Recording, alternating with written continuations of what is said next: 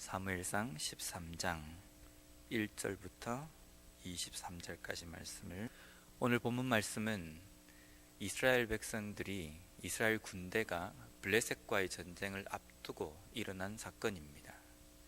이 사건에 보면 사울이 전쟁에 나가기 전에 왕들은 신의 도움과 또 임재를 간구하기 위하여서 신에게 제사를 드리는 풍습이 있었습니다. 그 풍습과 마찬가지로 사울은 하나님 앞에 제사를 드림으로 인해서 군사력이 블레셋보다 형편없는 이스라엘의 백성들이 이 전쟁에서 하나님의 도우심으로 이기기를 간구하는 제사를 드리려고 계획을 했습니다. 그런데 정한 시간이 되어도 사무엘이 오지 않고 백성들은 아주 많은 블레셋의 군대를 보면서 두려워해서 흩어집니다. 그래서 결국은 사울 수하에 남아있는 백성이 몇백 명밖에 되지 않는 그런 상황까지 처해버립니다. 위급한 이 상황을 사울은 생각할 때에 내가 제사를 빨리 집례를 하고 그래서 전쟁에 나가야 되겠다라는 생각을 하게 됩니다. 그래서 본인이 제사를 집례를 합니다. 이 행동이 하나님 보시기에 불순종이고 또 하나님 앞에 망령되이 행한 행동이다라고 사무엘이 책망을 합니다. 실제 이 당시에 왕이 제사의 이 직무를 집례하는 경우가 드문 경우는 아니었습니다. 왜냐하면 종종 왕들도 이 제사의 이 의무를 집례를 하곤 했습니다. 그런데 사울이 오늘 한 이 행동은 하나님 앞에 불순종하였다, 하나님 앞에 망령되이 행했다라고 사무엘이 이야기합니다. 그 사무엘이 이야기하는 그 근거가 사무엘상 10장 25절에 나옵니다. 제가 한번 읽어보겠습니다. 사무엘이 나라의 제도를 백성에게 말하고 책에 기록하여 여호와 앞에 두고 모든 백성을 각기 집으로 보내매. 사울이 왕으로 임명을 받는 그 시기쯤에 사무엘이 이 나라의, 이스라엘의 나라의 제도에 대해서 글로 기록한 책을 이스라엘 백성들에게 공포합니다. 물론 이 내용은 사무엘이 자신의 그 의견으로 적은 것이 아니라 하나님께서 사무엘에게 명령하신 이스라엘 백성들의 제도에 대해서 이야기한 것입니다. 그 제도라고 하면 이제부터 왕정 시대가 시작이 될 것이기 때문에 왕은 어떻게 백성들을 다스려야 하고 왕이 해야 할 일은 이러이러한 것이다라고 기록된 책입니다. 그 기록된 책이 있음에 불구하고 사울은 그 책에 있는 내용대로 하나님께서 명령하신 그 뜻대로 자신이 왕정을 펼치지 않았음을 오늘 사무엘이 사울을 책망하는 이 내용 가운데 볼 수 있습니다. 사무엘이 이렇게 이야기합니다. 사무엘이 사울에게 이르되 왕이 망령되이 행하였도다. 왕이 왕의 하나님 여호와께서 왕에게 내리신 명령을 지키지 아니하였도다.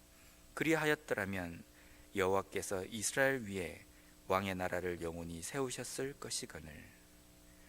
하나님께서 왕에게 명령하신 그 명령대로 행하지 않았다는 겁니다. 그 명령은 사무엘상 10장 25절에 나와 있는 이 책입니다. 사울이 이렇게 행동한 것에 사울 나름대로 자신의 행동을 합리화하는 내용이 12절 말씀에 나옵니다. 13장 12절 마지막 부분에 보면 왜 이 제사를 내가 했느냐 하면 부득이하여 번제를 드렸나이다 하니라.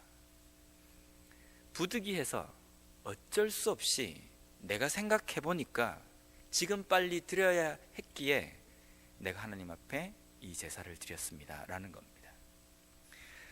12절에 나와 있는 부득이하여 내가 했습니다 라는 이 말과 사사시대를 거쳐서 왕정시대까지 오면서 하나님께서 이스라엘 백성들의 삶의 현주소에 대해서 표현하신 각자 자기의 옳은 소견과 비슷한 내용입니다. 당시 사람들은 하나님의 말씀은 온데간데 없고 각자 자기의 옳은 소견대로 판단하고 옳은 소견대로 자신들의 삶을 살아갔습니다. 오늘 그러한 이스라엘 백성들의 삶이 사울의 행동과 가치관에도 그대로 나타납니다. 내가 생각해 보니까 부득이하여서 내가 이 제사를 드릴 수밖에 없었습니다 라는 겁니다. 사울에게는 어떻게 행동해야 한다는 글로 정확하게 기록되어 있는 하나님의 명령이 있었습니다. 하나님께서 직접 가르쳐 주신 제도가 있었다는 겁니다.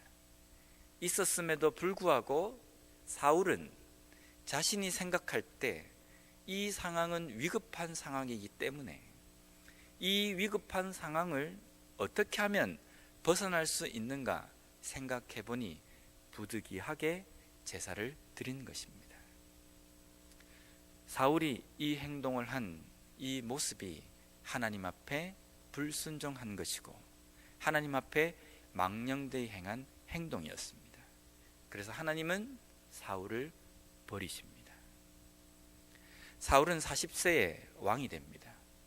그리고 약 2년을 이스라엘을 다스렸습니다. 오늘 한 이 행동 하나 때문에 하나님께 버림받았다라고 우리가 볼 수 없습니다. 2년이라는 시간 동안에 하나님의 말씀대로 이스라엘 백성들을 다스려야 했던 왕인 사울의 행동이 하나님 보시기에 만족스러운 삶이 아니었음을 오늘 이 사건을 통해서 우리가 짐작해 볼 수 있습니다. 우리가 종종 초심 이야기를 합니다. 초심은 처음 우리가 품었던 생각입니다. 처음 우리가 가졌던 마음입니다. 그러한 것들을 초심이라고 이야기합니다.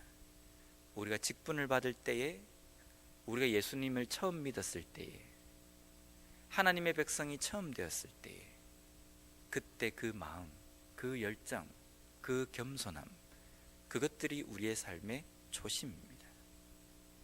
우리가 초심을 잃지 않아야 한다라고 우리가 이야기를 합니다. 그 초심은 하나님께서 우리에게 주신 순수한 마음, 하나님 보시기에 합당한 마음일 수 있습니다. 그런데 그 초심을 잃는다는 것은 그 하나님의 마음, 하나님께서 우리에게 주신 하나님 보시기에 합당한 그 동기를 잃어버리는 겁니다. 그것을 잃어버리는 것은 곧 하나님의 마음과 반대되는 마음이고 하나님 보시기에 망령되이 행하는 것일 수도 있고 불순종의 삶이 될 수 있다는 겁니다. 때로는 우리가 직분을 처음 받을 때에, 저 같은 경우는 처음 신학교를 갈 때에 목사가 되려고 하나님 앞에 기도했을 때에 그때 처음에 그 마음이 초심입니다. 어떤 마음을 품으셨습니까? 처음 하나님께서 나에게 직분을 주셨을 때에 우리는 두렵고 떨리는 마음으로 그 직분을 받지 않았습니까? 그때 그 마음이 지금도 여전하십니까? 지금도 여전히 어떻게 하면 내가 하나님의 말씀대로 이 직분을 감당할 것인가? 자나깨나 그것만을 생각하며 그대로 살아가려고 노력하십니까? 우리는 연약하기 때문에 매일매일 매 순간순간마다 그것을 다시 한번 상기하지 않고서는 우리가 그 뜻대로 갈 수 없는 연약한 존재들입니다. 그래서 매일매일 나에게 하나님께서 처음 주신 그 열정과 마음이 무엇인지를 항상 생각해야 합니다. 생각해야 오늘 사울처럼 부득이하게 내가 이렇게 했다, 내가 생각할 때는 이렇게 할 수밖에 없다라는 자기 합리화적인 사역을 하지 않을 수 있다는 겁니다. 두 번째로 오늘 블레셋과 전쟁을 하는 이스라엘 백성들의 상황 속에 보면 이스라엘 백성들 가운데에는 철공이 없었답니다. 당시 블레셋에는 아주 기술이 발달되어서 철을 생산할 수 있는 그런 기술이 있었습니다. 철기 시대라는 말입니다. 반면에 이스라엘 백성들에게 있는 문화는 청동기 문화입니다. 철과 청동은 강도나 이런 면에서 엄청난 차이가 있습니다. 그래서 청동기 문화만 가지고 있는 나라는 철기 문화를 가지고 있는 나라에 잡혀 먹습니다. 정복을 당합니다. 소총과 대포와 싸우는 것과 마찬가지입니다. 이스라엘에는 청동기밖에 없고 블레셋에는 철기가 있었습니다. 이 두 나라가 싸운다고 한다면 결과는 어떻게 되겠습니까? 긴 역사를 보면 청동기 문화만을 가지고 있는 나라가 집니다.